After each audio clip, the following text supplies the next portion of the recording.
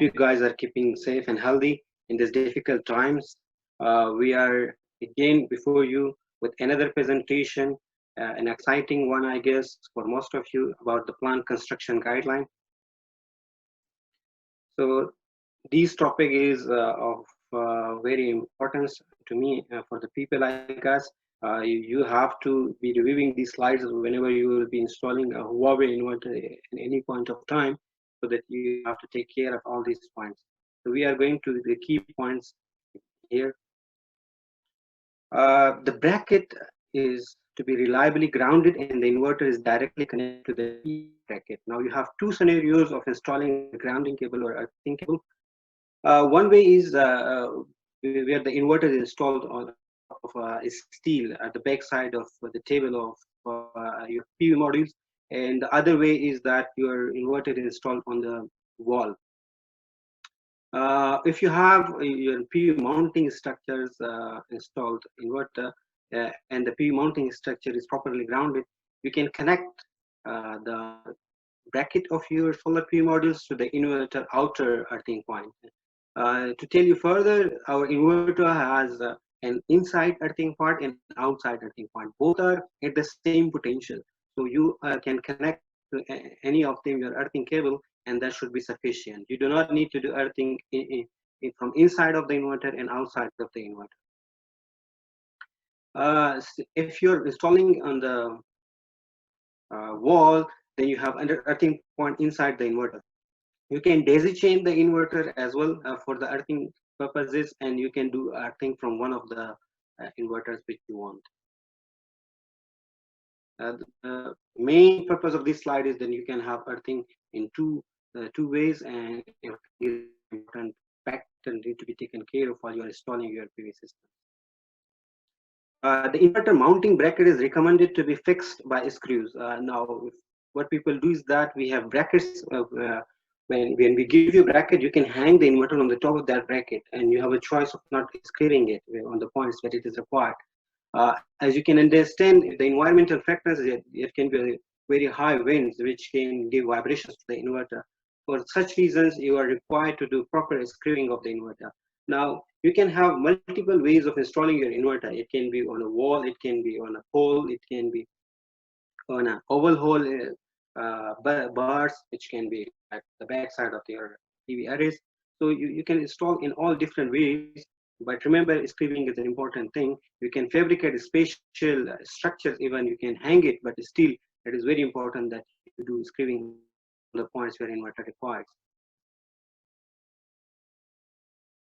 Direct sunlight on inverter should be avoided. Use a canopy for shading.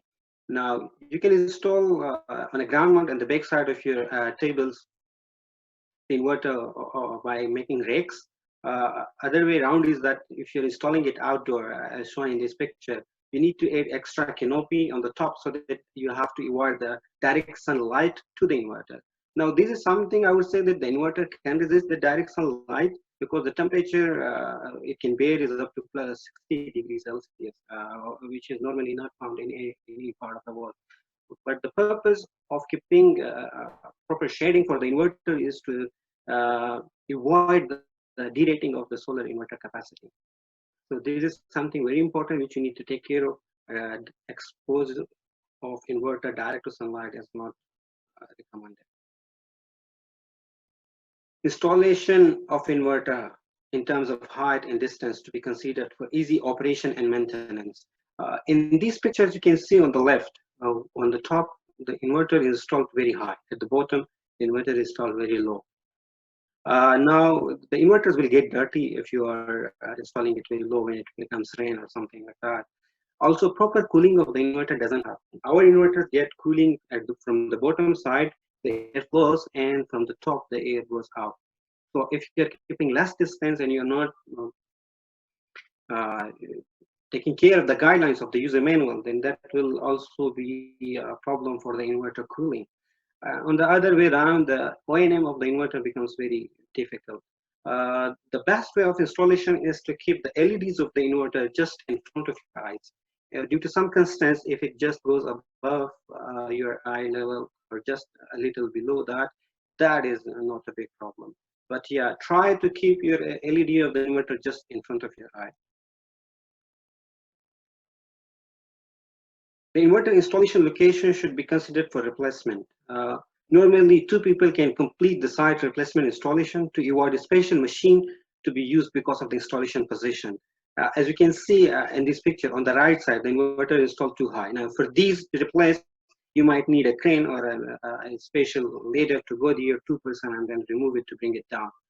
So these are very difficult for O&M. So you need to take care that when you're installing it, you are finding a position where you can easily remove it as well. As in the left side of the picture, where 2% is removing the inverter with ease. At the center, there is an inverter installed in the flooding PV system. Now, that inverter is quite at a height. Either that should be somewhere in the land area, or that you should have a special walkway to the inverter where you can easily remove it and bring it. So this is very important that you need to find a good installation location for your inverter for easy O&M. Module arrangement recommendation. Now, modules can be installed either in portrait or in the landscape. But when you are installing the modules in the landscape, you get the benefit of it because the shade happens in a landscape installation at the corner of the PV panel. Only one of the diodes will get affected. The cells connected to that diode, and then the next two cells, the next two diodes connected cells can work 100%. That is the reason you get a better output when there is a shading. These can be happening in most of the PV projects in the winter season. When in the early morning and the late afternoon, because of the sunlight being very low in terms of the angle. The good way of arrangement of your PV module is a landscape, but if you want to install it portrait, you got the benefit of the PV mounting structure. But yeah, recommendation from our side is to have it in the landscape. Reasonable layout of panels arrangement to reduce the impact of block to generation. Now, the way I spoke of the cells, similarly, you need to do a stringing of the solar panels in the way the bottom solar panels make a separate string and the top solar panels make a different string. I'm speaking of arrangements where you are making more than two panels table. As you can see on the left top arrangement where 4 modules are installed in landscape method. So the shade is coming from the bottom row of the solar panels. If you're making a string of the bottom row only, so that string will only get affected. Or you can just try to make only the bottom row and the second row, so that the MPPT connected to under that row of solar panels is going to be affected. While the top 2 solar panels will still give you the maximum output, because one is giving you multiple MPPT. You can connect the top row of the solar panels to a separate MPPT and the bottom row to a separate MPPT. So at the center, you can have different arrangement layouts. I'll leave it up to you. Based on your projects, you can just choose. But yeah, when you are having normally a ground mount, you usually would be installing a 2-row table or a 3-row table or a 4-row on the project. So you need to take care of the reasonable layout of your panels. Cross connection to save extra DC cable. Leaf program is preferred over daisy chain. So you can do a connection of your DC's solar panels. One way is a daisy chain where you connect each module to each adjacent solar panels. The other way around is to install the first panel to the third panel to the fifth, leaving one panel in between. And these way bringing back the connection to the loss. DC positive and negative and the first and second panel in the leapfrog method. While if you're doing a daisy chain, you get the positive and negative at the 2 ends of your string. These requires extra length of DC cable. You can avoid it by doing a leapfrog cabling. 2 strings under the same MPPT needs to be similarly located and same configuration. So as you know, Huawei has multiple MPPT. Now we tell you that you can have multiple orientations in a PV system. But yeah, if for a particular MPPT connections to a string, both the strings should be in the same orientation. These need to be taken care of. Otherwise, the MPPT having two different orientation modules can get affected by by this string, which is producing less power. DC cable, SE cable, and communication cables have to be run in separate conduits. Now, this is something that we in Huawei recommend to you guys that you need to keep it separate. These will, especially on the communication cable, the signals can get distorted. Also, the O&M will become easy when you are having separate conduits for the different cables. Outdoor installed DC SE cables should be covered to avoid water accumulation in trays.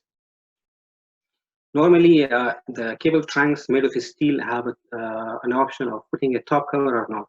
So when you're doing outdoor installation with cables laid inside, you are recommended to put the top cover on the top of the trays so that to avoid water accumulation, maybe due to the rain, so that the water can get your cables damaged in the long run when the water is accumulated in the cable trays.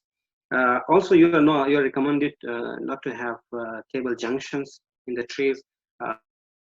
The stress on the adjacent cables in the long run can damage the insulation, which can lead to short circuit. So this is something very important that you need to take care of. AC and DC cables should be installed without stress on terminals. Now it has been seen that people try to save cables, make it very inverter.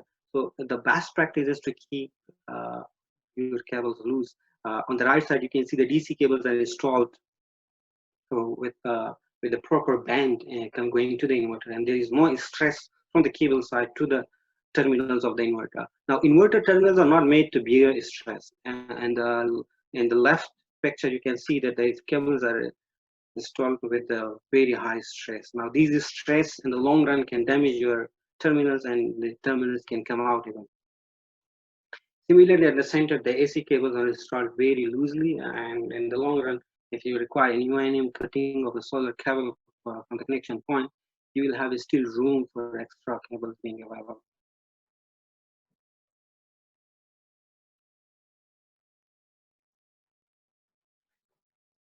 DC cables should be distinguished by colors, qualified and clear labels are advised for easy maintenance. Now, you should have a positive side of the solar cables as a red normally, and then negative side as a black to distinguish between the two cables. Also, when you're installing the solar panels to the inverter, you must do proper labeling. Like string 1 can be named as PV1 positive, the positive side, and the negative side can be named as PV1 negative. Similar fashion of naming can be adopted for the next strings as well. So I would recommend you guys, when you're installing under the execution phase, try to put temporary marks on both ends of your solar cables so that you are aware of which cables are going to the inverter on which point exactly. And later you can remove the temporary tagging and put a permanent marks of the DC strings. Crimp the metal terminal by a special tool. Now Huawei uses Amphenol and MC and Stabili connectors. So with the Amphenol, we have from 3 to 60 kTL inverter, and within 85 kTL inverter, we have Stabili MC4. So for both the inverters, there comes a special tools from the DC connection point. You need to use those special tools to crimp the cables to the connectors. Also, you need to take care of the lengths when you're cutting the insulation part of the solar cables. This is normally mentioned in the user manual of the inverters. Yeah, and you can watch videos on the YouTube Huawei Fusion Solar as well. You are exactly guided what should be the length of your solar cables cut. Fasten the DC connectors using recommended tool. Again, we have special tools for connecting the inverter to the DC strings and also for removing them. So you must use them. This is normally not part of the package. You need to have them made available separately. Must use original connectors. Now it has been seen that when we are providing an inverter or with the Amphenol connectors, we normally have Amphenol inside that, but few people get the Amphenol connectors damaged and they use third-party connectors with the inverter. This is not advisable. You can see on the right side, this is a real-time installation where Amphenol connector is connected to Jubaili MC4 connector. This is not advised, and this can void the warranty of your inverter.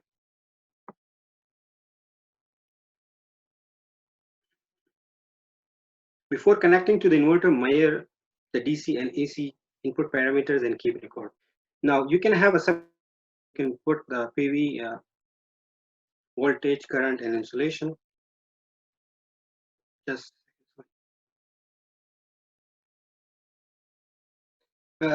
so what you can do is that you can have such tables where you can draw the PV string, circuit voltage, short circuit current, insulation resistance, and that all. And when you will be commissioning your PV system, this information will help you. You do not have to disconnect your strings. You have to measure them again.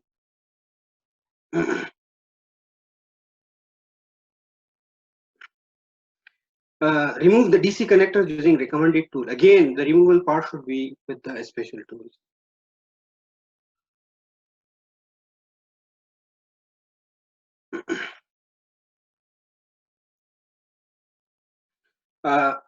We have PLC communication also as a feature with our inverters, which is now renamed as M bus with the new 100 kHz and 185 because you are using advanced version of MPLC, which is more reliable. So there is some limitations in the distance between the inverter and the smart logger. When you are using a single core cable, these should not exceed more than 300 meters. In a multi-core cable, this distance can go up to 500 meters. And you have the benefit of using multi-core cable, but it has been seen that people like to use the single core cables, which comes in a lesser cost because of the installation not being available. The costs are a bit cheaper. But when you're using single core cables, you must tie the solar cables on every length of a meter when you're using the PLC communication.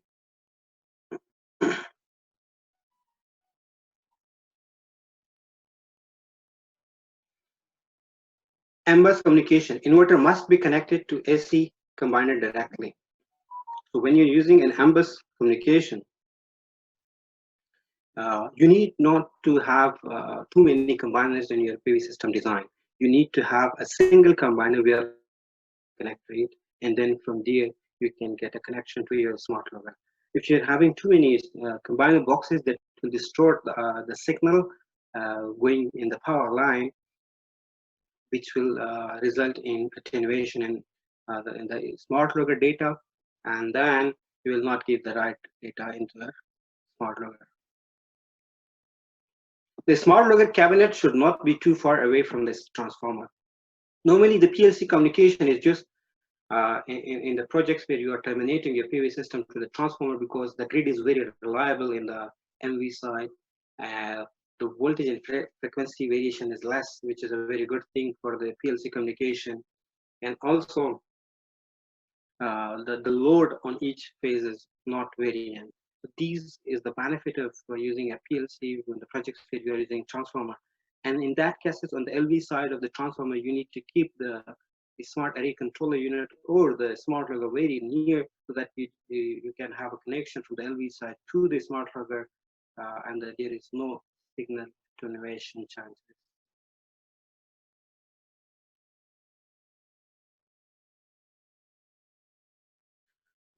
We have two types of the smart logger, one with the 3 components, one with the 6 components. So remember that we can have a maximum of 30 inverters in each component. You cannot have more than 30. So yeah, you can connect 1, 2, 3 up to 30 on each component. It's up to you. If you have like say 5 inverters, you can connect 3 in one component, 1 in other, and third and the fifth in the third component.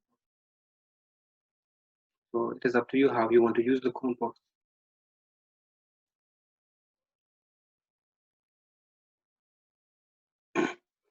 Environmental monitoring instrument, referred as EMI, environmental monitoring instrument, should be from the Huawei preferred recommended list. This is the manual. If you cannot find it, we, the partner of Huawei, can always provide you in a separate Excel sheet or a PDF. Few are to name is the Luft, Mir, NT, the Keep and Zoning. These are few of the popular EMI sensors which you can connect uh, to calculate the performance ratio of your PV system in Huawei monitoring platform.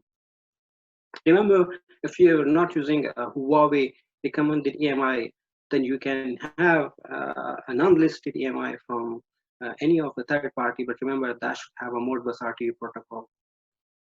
A Modbus TCP protocol would not work.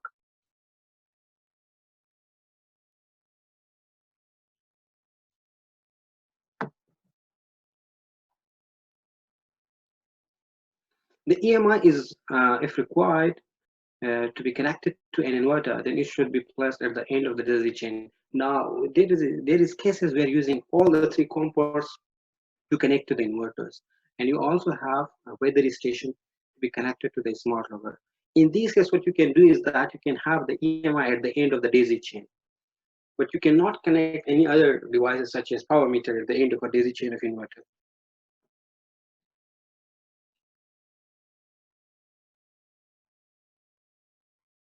One smart logger can only connect to one weather sensor or one environmental monitoring instrument.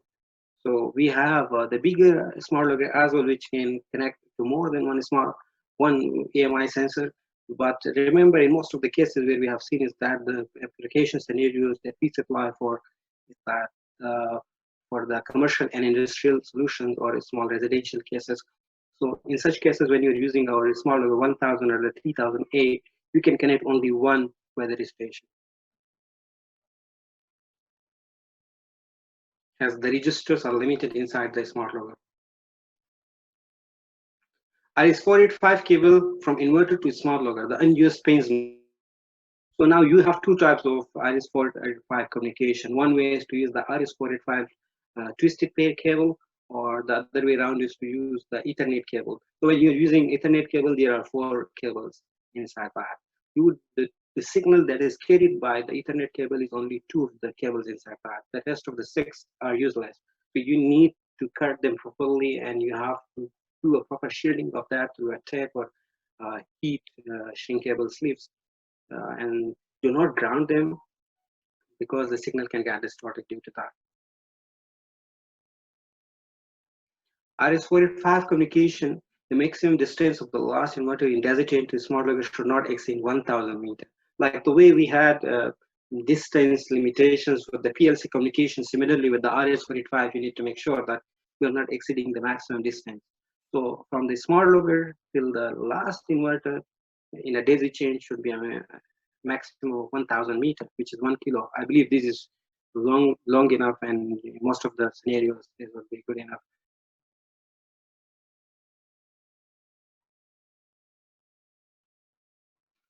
Keep inverter wire hole size for communication cable diameter selection. I would say not only for the communication, I would also say it for the AC and DC side, because it has been seen that people are installing the solar cables and the communication cables to the inverter, and they are purchasing, but they do not keep care of this dia.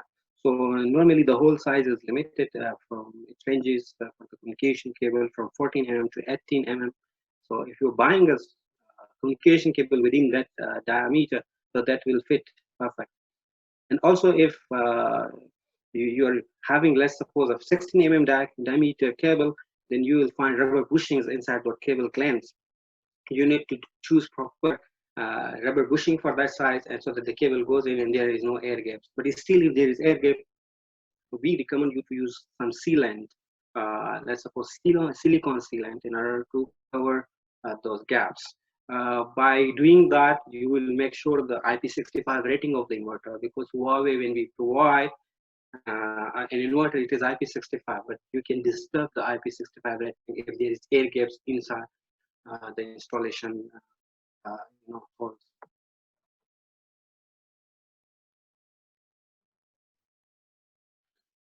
So a few things finally that you need to take care of when you are constructing the PV plant is that in the PV subarray design, you need to see the communication. It can be IS485, you need to take care of the length, the number of inverters that you can connect to the port, the PLC communication with a single core 300 meter, with the multi-core it can be up to 500 meter. You need to take care of the LV panel side of a transformer connection to the smart logo for PV modules. You can use two strings per MPPT, but both have to be in the same orientation. Inverter installation design, the grounding has to be proper, as advised earlier. Inverter bracket, you can do multiple ways, but sure that you are screwing. PV and direct sunlight, this will degrade the rating of the inverter. Connection design, grounding is important. P cable should connect to inverter either inside or outside of the inverter. EMI, you can select from a third party, either list from Huawei or an unlisted EMI, which is called weather station normally. Make sure that a weather sensor is using Modbus RTU protocol. Communication cable diodes are very important that you need to you check the user manual, what can you cable diameter you should be choosing. Similarly, a proper labeling of your cables are very important for the O&M for both the DC and AC side. Labels have to be put as P positive plus, P negative plus, and the strings, and same fashion has to be followed in the rest of the strings. So we come up to an end to the presentation of the day. If you have any question, please write it in the chat box, and then I am going to be answering it, all of them now.